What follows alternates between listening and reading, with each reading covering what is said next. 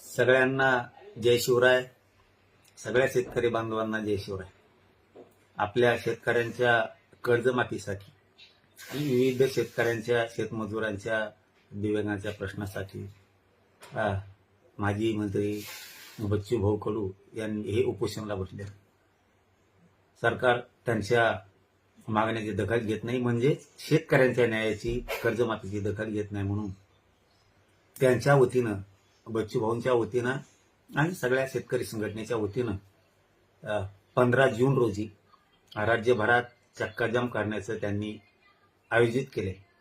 त्याला सगळ्या बांधवांनी, या राज्यातल्या शेतकरी बांधवांनी शांततेत मोठ्या प्रमाणात कर्जमाफीसाठी सगळ्या शेतकऱ्यांनी पाठिंबा द्यावा ही सगळ्या शेतकरी बांधवांना विनंती करतो. आपण आपले जे रास्ता रोकोचे चक्काजामचे शांततेत करायचे ते स्पॉट ठरवा.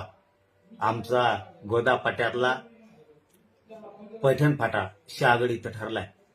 गोदा पाट्यातल्या सगळ्या शेतकरी बांधवांनी जात पात धर्म सगळं सोडून शेतकऱ्यांची कर्जमाफी व्हावी म्हणून सगळ्या शेतकरी बांधवांनी गोदा पट्ट्यातल्या पैठण फाटा इथं मोठ्या संख्येनं उपस्थित राहू ही सगळ्यांना विनंती करतो.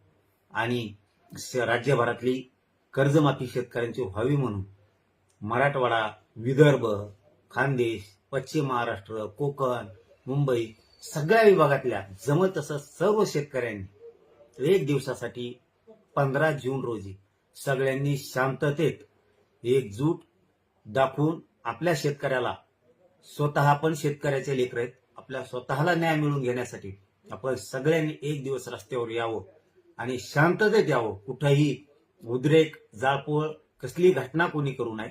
सगळ्यांना विनंती आहे की आपण राज्यातल्या, महाराष्ट्रातल्या सगळ्या शेतकऱ्यांनी ताकदीने एकजूट दाखवा आणि आपली कर्जमाफी करून घेण्यासाठी एकत्र या ही सगळ्यांना विनंती करतो.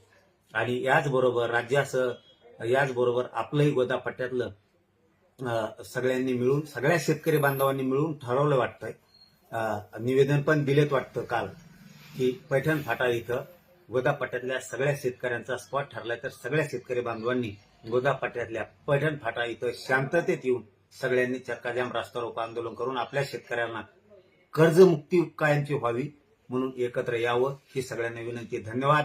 सगळ्या शेतकरी बांधवांना जय शिवराय.